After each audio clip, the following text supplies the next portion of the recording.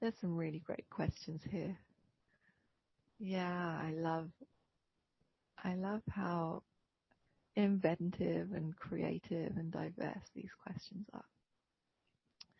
So the first one, timeless question, and much gratitude to the person who asked this, because I think it is something that, if not all, then definitely the majority of meditators will be able to relate to in some way.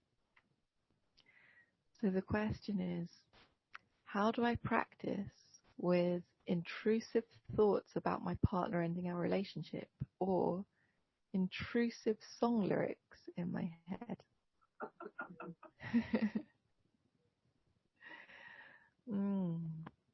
So actually, those two things are two very different types of distraction, although they can feel the same because they're both taking the form of thinking. Actually, distracting thought has a lot of different flavors and a lot of different solutions, a whole menu of solutions, and those two are very different.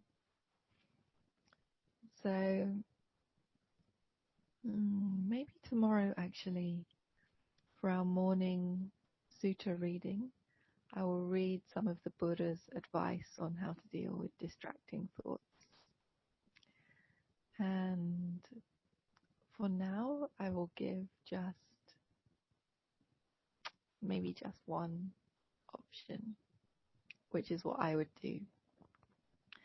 So in the first case, the distracting thoughts about the partner ending the relationship, or insert in there whatever your catastrophe might be. So sometimes when there is an area of our lives that is causing painful emotion, that painful emotion can give rise to very much thinking. And the thinking there serves as a strategy, if you like, to save us from direct contact with the emotion. So maybe if our partner ends our relationship, or if the person that we love dies, or we lose our house, or whatever our catastrophe is, that's going to really hurt, or there's a lot of fear there, there's a lot of sadness, there's a lot of painful emotion. So in order to not be in direct contact with that fear, with that sadness, if we just think about it a lot, we think, wait, maybe I could do this, or maybe if I said this, or maybe and I could speak to this other person, and I could say, actually, maybe I should word things in this way. So when we stay in thinking a lot, it saves us from direct contact with the suffering. So there's some wisdom there in that thinking, but there's not really a long-term peace to be found there. So if that's the kind of distracting thought that is happening in your meditation, then I invite you to notice that thinking, like, oh, there's repetitive thought happening again and again on the same topic. Maybe there's some emotion I'm ignoring. And incline your attention away from the thought and towards your body and towards what you're feeling, towards your emotions. Oh, how am I feeling? Is there some fear there, some sadness? What's going on? And bring your biggest loving welcome possible to those feelings. And as we do that, sometimes those emotions have their expression Sometimes they give way to just a different flavor of emotion that in turn needs our love and our acceptance. And oftentimes what we find is that when those emotions have been really deeply accepted, the thinking subsides, at least mostly. Maybe not completely, but at least mostly, or the momentum behind it is taken away. So that's one flavour, if you like, of distracting thought, where there is some painful emotion behind the thinking pattern.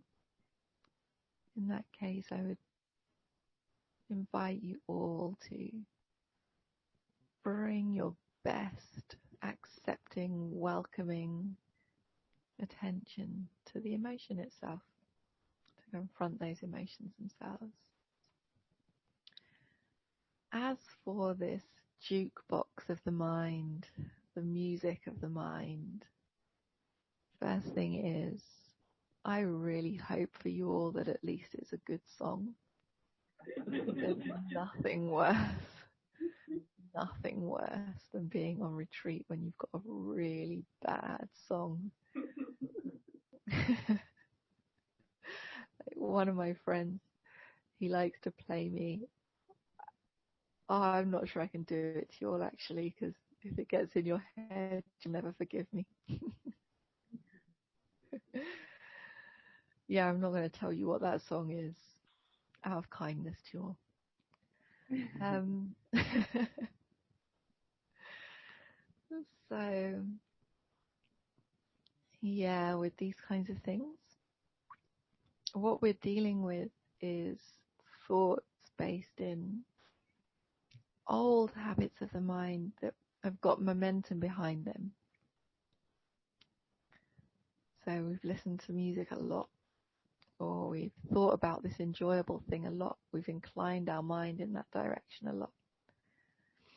And now we don't want our mind to do that anymore, but our mind's got some speed behind it. It's like a train in motion that hasn't quite yet stopped.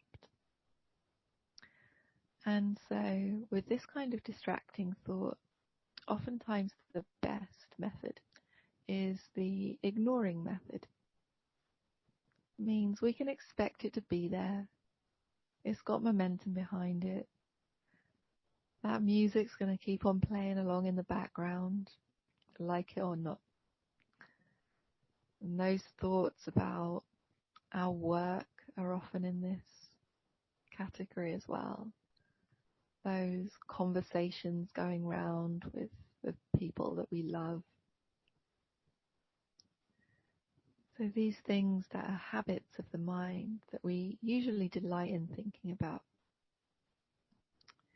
we can expect those thoughts to be there for a while. But what we're going to do is take away any new feeding of them. So we're taking our foot off the gas of that high-speed train, and instead putting all our attention on our meditation object. And if we notice that those thought tracks are still going, it's okay. It's okay. We just let them do their thing whilst we are much more interested in our meditation object. So a bit like I was saying to you yesterday, if you're walking down a busy street with your friend, and if we get interested enough in our friend, then the awareness of the traffic and the other people on the street, eventually it just starts to fade into the background, and maybe once in a while you have a bus that toots its horn or something and you're distracted for a stretch. But out of love for your friend and delight in what they're saying, these things don't disturb you too much. So with music and distracting thought that is of that flavour, then I would suggest just to practice the ignoring method, accepting and ignoring. Maybe you can have a smile at those things. Notice all of these things that we feed in our everyday lives. And tomorrow morning I will read you some other advice of the Buddha, some methods he suggested for dealing with wandering thought. Okay. Question 2. Oh, first time I've ever been asked this question. Why aren't the Devas protecting us from pandemics and climate catastrophe?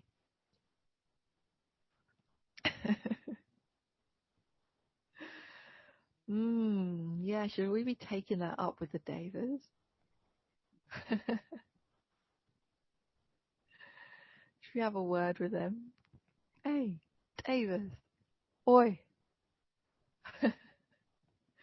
Haven't you noticed? We've got a climate catastrophe going on. Yeah, so my brief answer to this is that's not the Devas' responsibility. The Devas never signed up for that. The Devas never signed up for rescuing humans. And that's very much humans' responsibility. So Devas are they're just another type of being.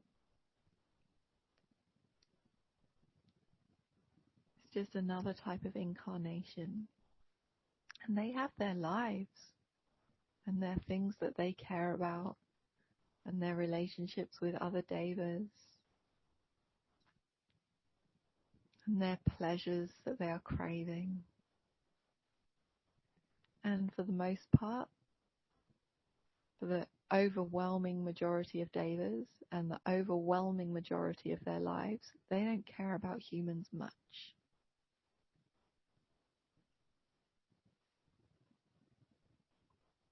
If we imagine like this mass of Devas who are super interested in human life, it would be like the ants imagining a mass of humans who are super interested in the well-being of ants.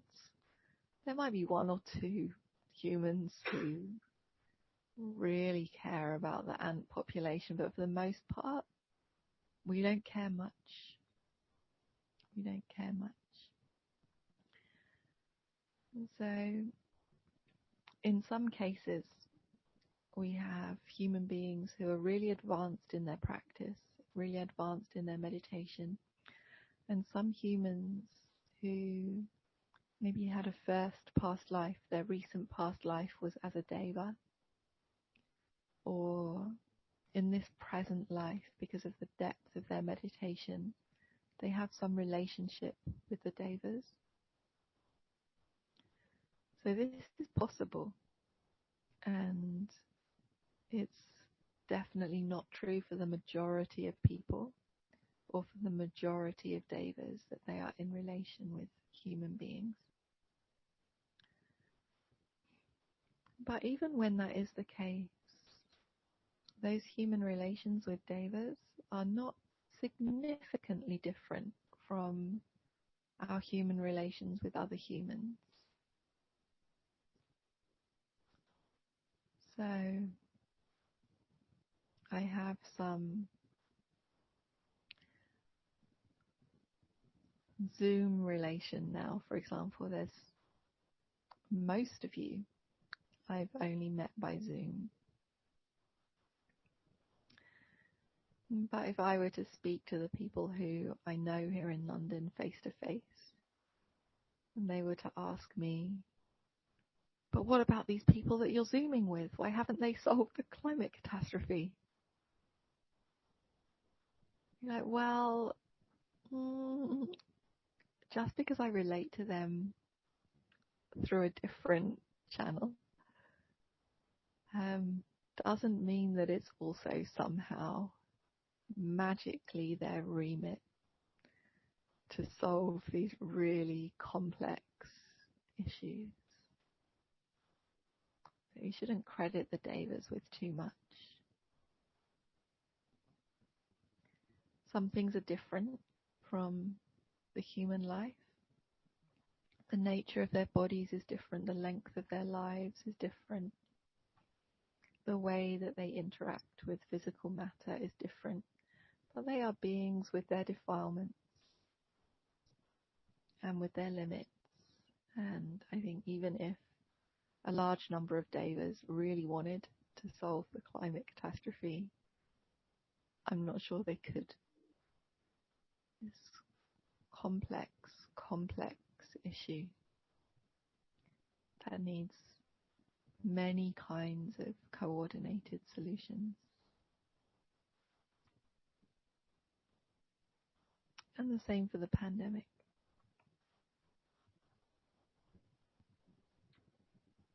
So I don't know of any Deva who has a magic virus erasing superpower in the same way that no human has such power.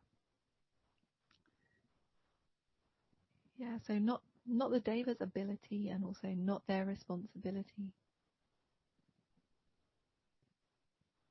If we are looking to the Devas for such kind of assistance, we're really disempowering ourselves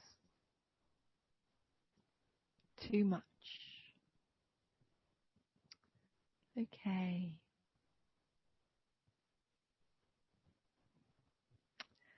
Next question, another brilliant question.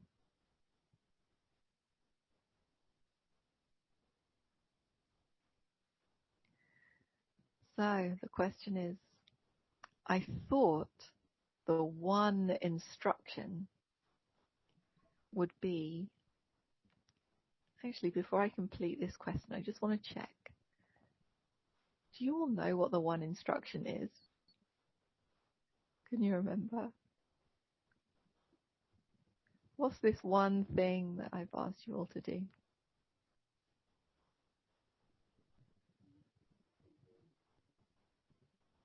I only hear some mumbles.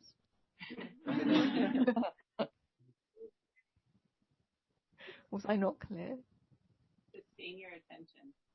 Yeah, to sustain our attention. So the question is, I thought the one instruction would be to not cling. And that wasn't the instruction. Why is the instruction rather to sustain our attention? Yeah, good question. When I hear this thing about like not clinging or non-attachment, my mind goes to yogi tea. You know, where on like yogi tea bags you get these like spiritual cliches.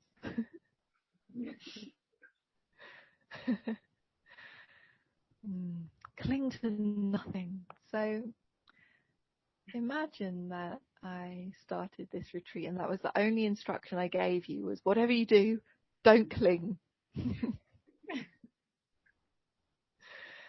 So what does your mind do in response to that instruction? Whatever you don't cling. That's the only thing you've got to do. Don't cling to anything. So usually when we frame an instruction in terms of what we can't do, the mind is left in like a free state, not knowing what it can do. It's very rarely a useful way to frame instruction in this negative way, in this prohibitive way. What we want to do, what we want to know is what we can do, what we actively can do in our practice. And it's true that non-clinging is one of the things that is really central to the Dhamma. But it's not something that people actually have the capacity to do in an active way. because it is the function of a self to cling. When there is a perception of me, what follows is a perception of mine. It's the function of a self to cling to things, to identify with things. And it is what we cannot just stop doing because we've been told to. So when we instead frame the instruction in terms of sustaining our attention, what we find is that the result of sustained attention is, amongst other things, non-clinging. I was speaking a little bit about this last night, but in a slightly different way. So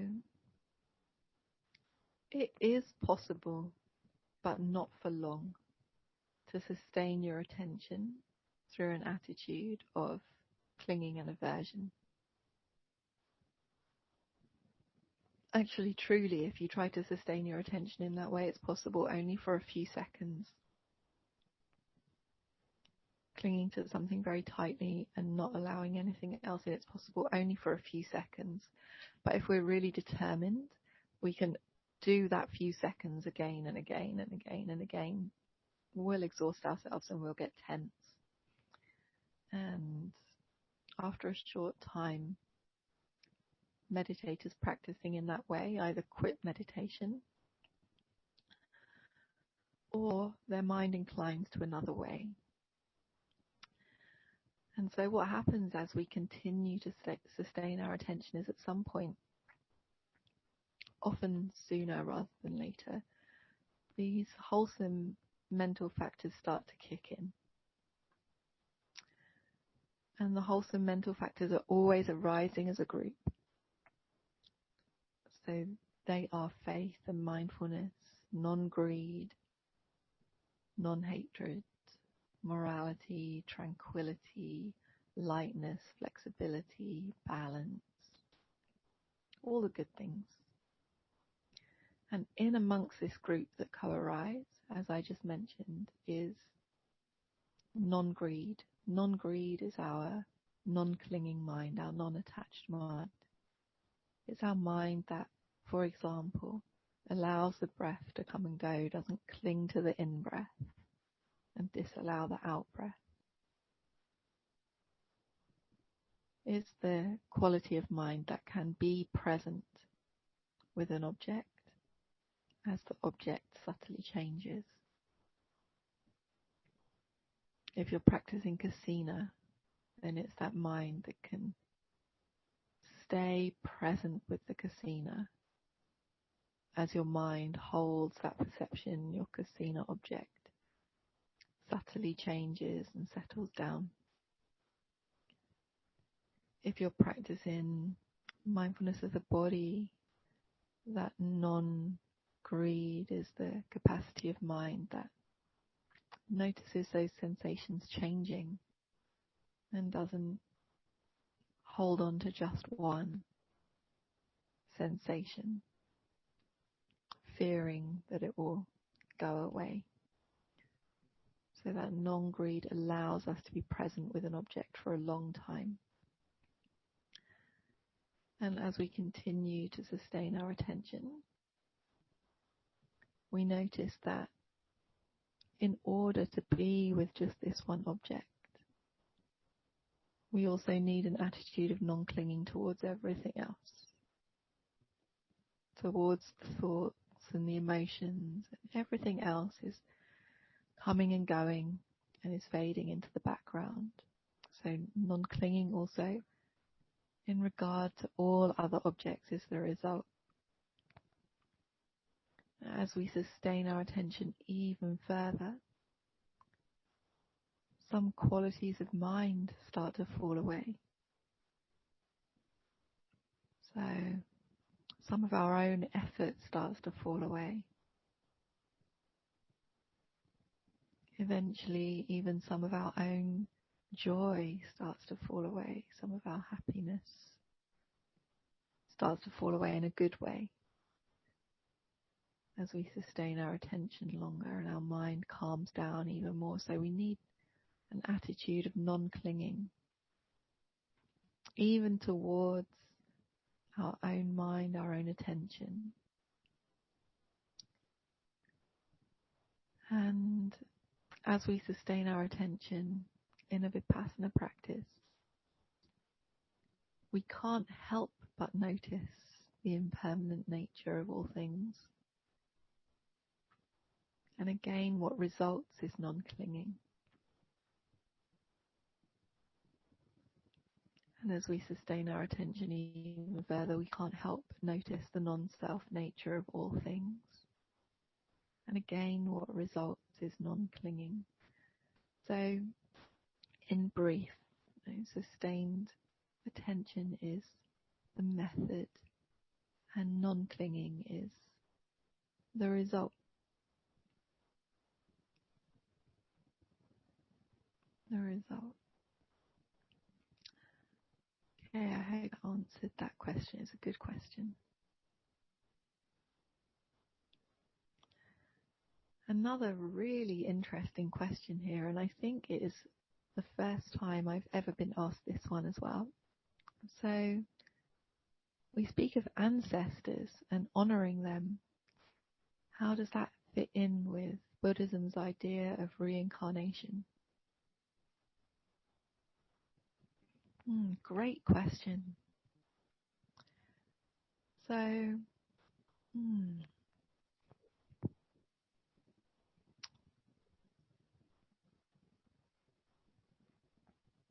it could be that I am Zoom fatigued and missing some crucial link, and it will come to me when I wake up tomorrow and I'll think, oh, should have answered the question in this way. But as I sit here now, I see the Buddha's teachings on reincarnation as being a really separate thing from the Buddha's teachings on honoring ancestors and honoring tradition. So if we take the life of an ancestor, say, and it could be an ancestor within our family, if we look at the classic Buddhist structure, then often we would be speaking about the life of a teacher, an elder. When we honor that ancestor, we are honoring that ancestor in the incarnation that we remember them, in that life that they lived and that we remember. So it is sure that unless they were fully enlightened, they will be reborn in another incarnation somewhere, now living another life, maybe similar, maybe different. We don't know. But it doesn't matter. It's not the important thing where they are now. The important thing is the honoring of that life they lived, that we are now remembering. How do we relate to that memory of that life? So, for example, in our tradition, we have the memory of the Buddha as definitely the biggest ancestor of our tradition. And then also some other key figures of the Buddha's chief disciples, and then a generation later we had the King Ashoka and the people practicing around that time, the heads of various monasteries. And we can use the remembering of those ancestors in many skillful ways. One way is to cultivate gratitude, to cultivate an attitude of gratitude. that thanks to them, we now have certain things in this life that we have today. In the context of our tradition, because of those ancestors, we now have access to the Dhamma. In the context of our family ancestors, it might be something else. For sure, because of those family ancestors, today we have our human life. So we can cultivate an attitude of gratitude through this remembering. And with that gratitude, often we can cultivate an attitude of service. Through remembering the service of others, we can feel inspired into an attitude of service ourselves. Wow, through generations, people have used their lives in this beneficial manner so that now I'm the recipient of these gifts, of this human life, of these teachings. Let me carry it forwards. Let me not be the one to drop the ball. So, cultivating attitudes of gratitude and attitudes of service. And also, it can help us to fuel perceptions of non-self. Perceptions of non-self. So, the way into non-self is often through an understanding of cause and effect. So if we're holding something as being me,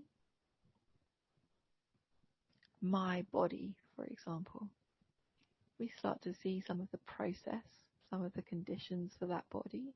All of a sudden it starts feeling much less me.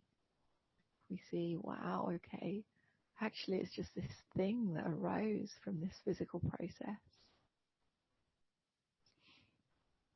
Then it starts to feel much less like me. And in the same way, if we start to see some of our inclinations and habits, some of the cultures that are working through us, some of our ways of relating and being in the world, some of those things can sometimes feel really inherently a part of us. But when we hold those things in a historical context, the line of ancestry, they start to feel much less like they're me.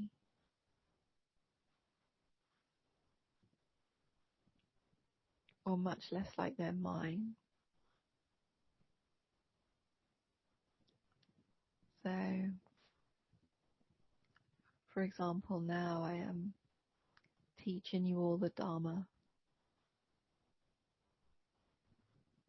If I was unskillful, I could develop some sense of my teachings.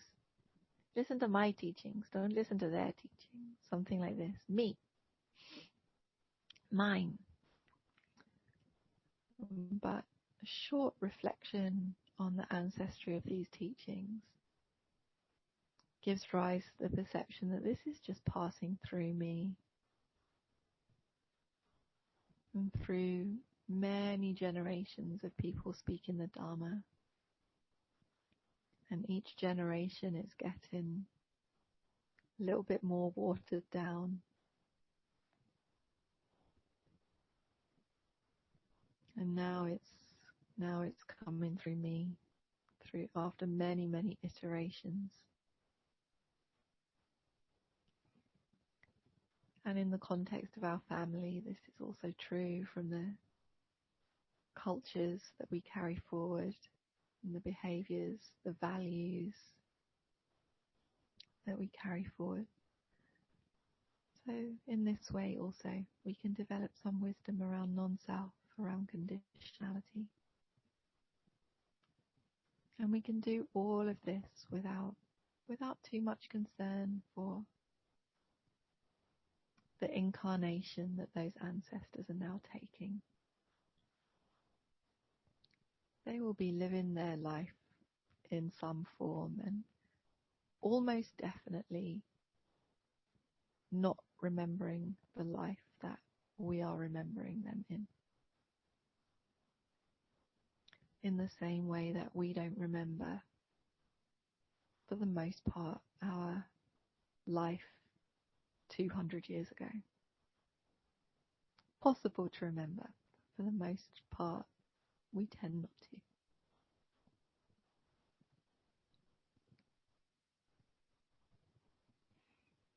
to. Okay, so 2 more questions. I'm going to try and answer them both. First question. How do you understand stream entry? Have you experienced it? Yeah, great question. So, stream entry, for those of you who are totally unfamiliar with the term, is a direct translation of a Pali word sotapanna. And this is the word that we give to somebody who has had the direct, I half need to sneeze. Bless you. Okay, thank you. Better out than in. So, this word sotapanna is a word that we use for somebody who has had the direct experience of nibbana. And we sometimes also refer to it as the first stage of enlightenment. Because the first time directly experiencing nibbana isn't enough to completely purify the mind. The momentum behind the defilements is so strong that actually the enlightenment comes in stages. And sometimes, if the meditator is really wise, these stages can be back to back, like bum, bum, bum, bum, bum, and they're fully enlightened in no time. But nowadays, we usually don't see this. We see these stages of enlightenment coming over time. And classically, we describe 4 stages of enlightenment, which is increasingly purified states of mind, less and less delusion at each stage. So sotapanna is the first stage. And yeah, as I said, the attainment of sotapanna comes when somebody directly experiences nibbana. So the question really, in order to understand what is this stream entry, is to understand what is nibbana and what does it mean to experience it. It's a really big question for 3:47 a.m. but I will do my best to answer. So,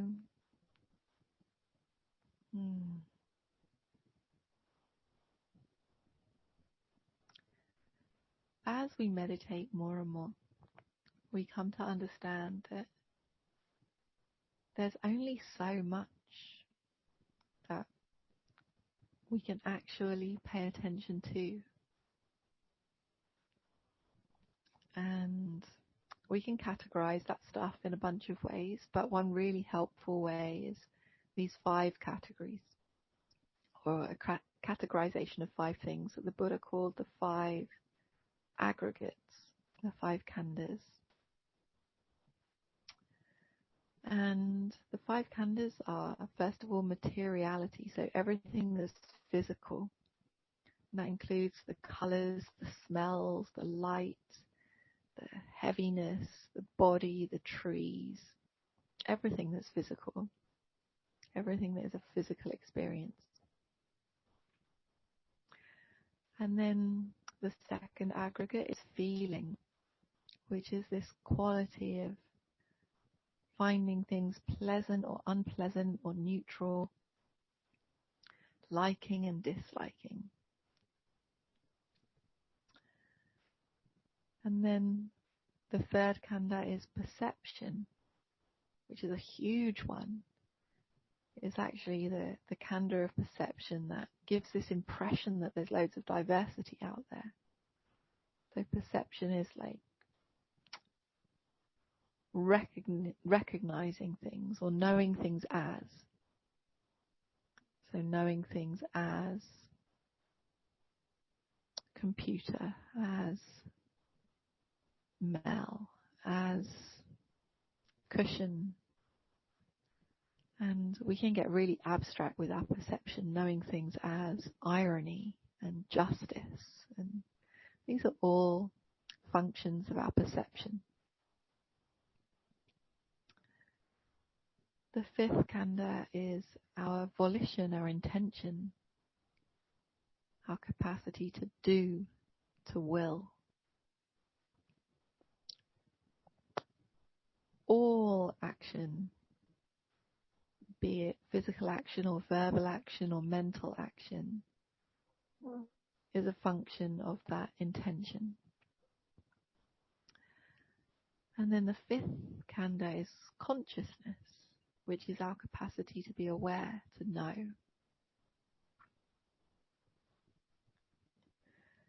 And as we meditate more, we come to realize that everything we have ever experienced is either one of these khandhas or a combination of them. Usually a combination. Everything that we have ever experienced, every interaction we've ever had in the world, every experience we've ever had in meditation or high on some exotic drug, or even when we're sleeping, has been a combination of these five aggregates. And as we practice Vipassana more deeply, we come to see that these five aggregates are impermanent in that they're momentarily arising and passing away. And they are suffering, even in their most blissful, beautiful forms. This momentary arising and passing away means that they're inherently unpeaceful. And also that impermanent suffering nature means that they are non-self. They're not you and they're not yours. They're just aggregates doing their thing according to cause and effect, causes and conditions. There's nothing outside of them that can say, whoa, hold up, be the way I want you to be. Stop arising and perishing for a minute. There's no self at the center of those aggregates, nor outside of them, nor anywhere to be found. As our understanding of those three characteristics of impermanence and suffering and non-self deepen, the mind really doesn't want to be with those aggregates anymore, because they're all the time arising and perishing, and that arising and perishing is suffering, and it's not even me or mine. And so the mind inclines away from those five aggregates. And when the mind inclines away from those five aggregates with enough conviction, the mind will know Nibbana. And the most accurate way to describe Nibbana for people who haven't experienced it before is as the absence of the five aggregates.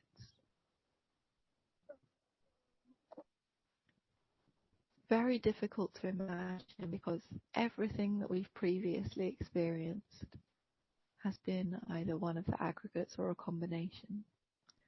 So Nibbana is the absence of perception, the absence of consciousness, the absence of light and sound and any kind of materiality, the absence of volition, the absence of doing, the absence of impermanence, the absence of suffering, the ending of suffering.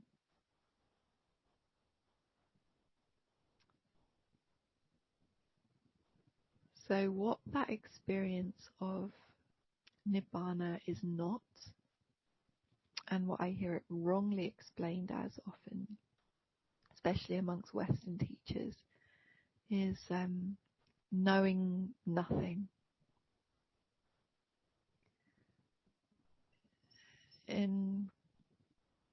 There are several stages of meditation, or several contexts in meditation where we might have a momentary experience of knowing nothing, feeling like there was a gap in our awareness. And then our awareness kicks back in. We think, wow, where was I? I didn't know anything for a while. What time is it? So when we know Nibbana, it is not like that. We will not experience Nibbana and then say, oh, I didn't know anything. There was a gap in my awareness. It will not be like that. If we know Nibbana, it will be the most vivid experience we have ever experienced. The most vivid and subtle experience we have ever experienced. It will not be the experience of being checked out or knowing nothing or there being a gap in our awareness. Quite the opposite. And there are several really powerful, deep meditation experiences that can be very close to the experience of Nibbana. But when we are teaching people at that level, we need to really check some of the deeper samadhi experiences, for example, some of the deeper jhanas, especially the immaterial jhanas, can be mistaken sometimes for that experience of Nibbana.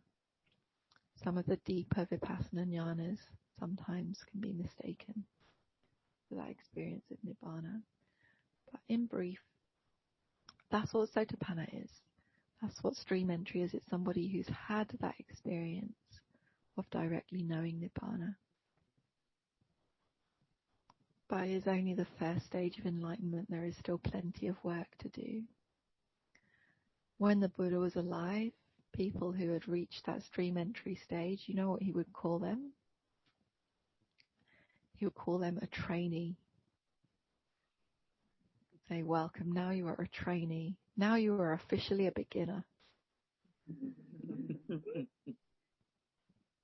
So these days, when somebody has reached that stage, we call them like the teacher or the seero. So time's really changing. The quality of the Dhamma is decreasing in the world. So as for me and whether or not I have reached that stage, the Buddha really directly requested all of his students, especially the monks and the nuns, but this was really an instruction for everybody, not to declare these things. And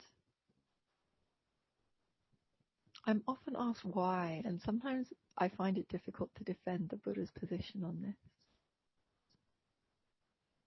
But I think in essence, we need to be really careful about taking an experience that is at its heart about non-self and using it as a badge to describe self. Does that make sense? There's something inherently misleading or paradoxical about the statement, I am an arahant, or I am a stream enterer, or whatever it might be. This is giving a wrong flavor about what those attainments really are. So that's one reason. And also maybe to stop some cultures building around spiritual materialism and things like that. So I'll respect the Buddha on that one and not answer that question. What I will say is that oftentimes when people ask this question, the question behind their question is it possible? Is this something that we can really do in this day and age? And to that question, I want to say yes, it's really possible. And it's what plenty of people can do in this day and age. And it is the reason I'm teaching, I think, is to get people closer to or to that stage where the Dhamma gets really juicy. So there's my answer to that question. There was a lot in that answer for those of you who are new to Buddhist philosophy. If any of that was unclear, then we can break it down in the Q&A. You can ask more questions and I'll go over it again if you want.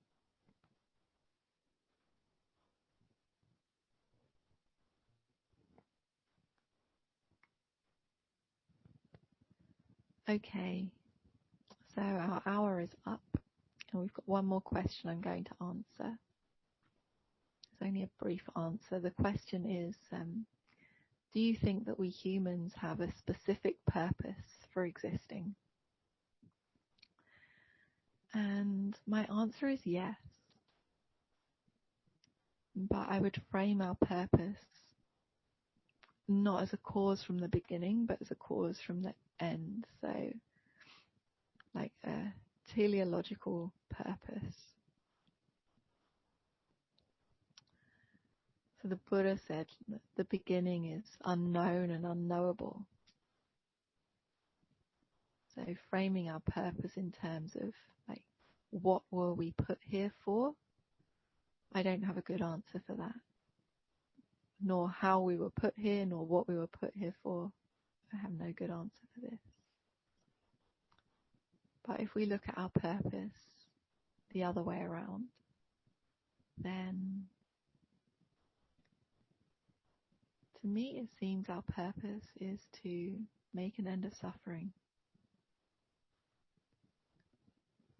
In one way or another, we are all engaged on some level in this purpose, finding our way to suffer less.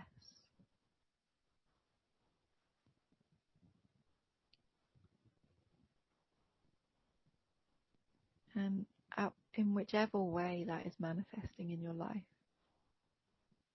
is bringing some peace and well-being to the people you love, or doing compassionate works in the world, practicing the Dhamma, whatever it might be, fighting our climate crisis.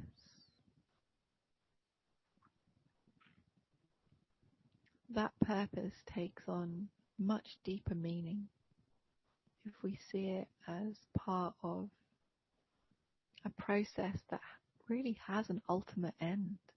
There really is, like, all of that work leads somewhere. It doesn't lead to us just wading through a never-ending sea of suffering, overcoming one form of suffering, then another, then another, then another.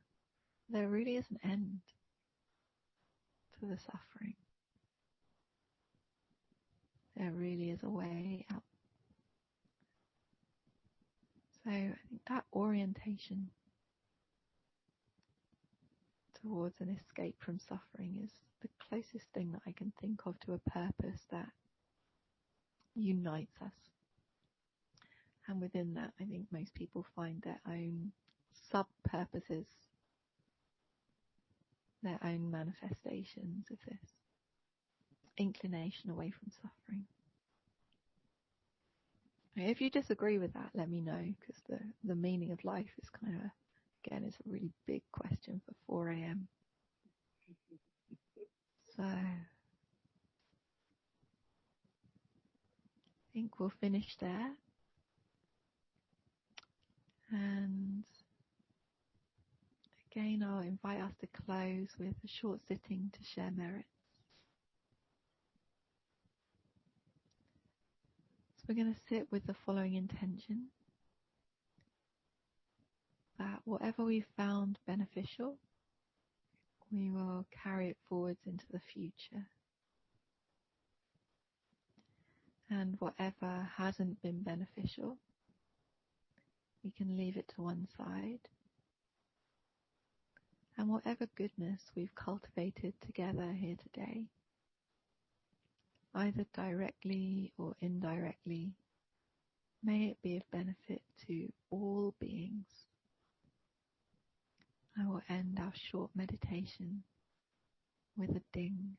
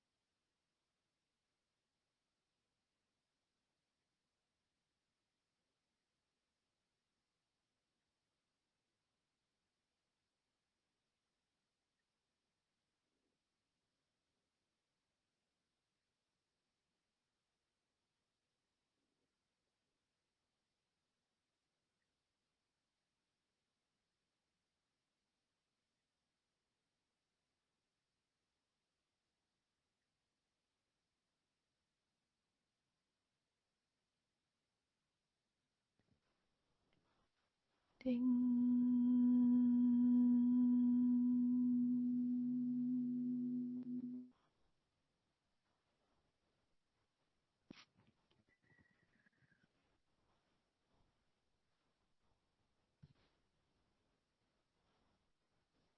So, I will leave you all to end your day with meditation.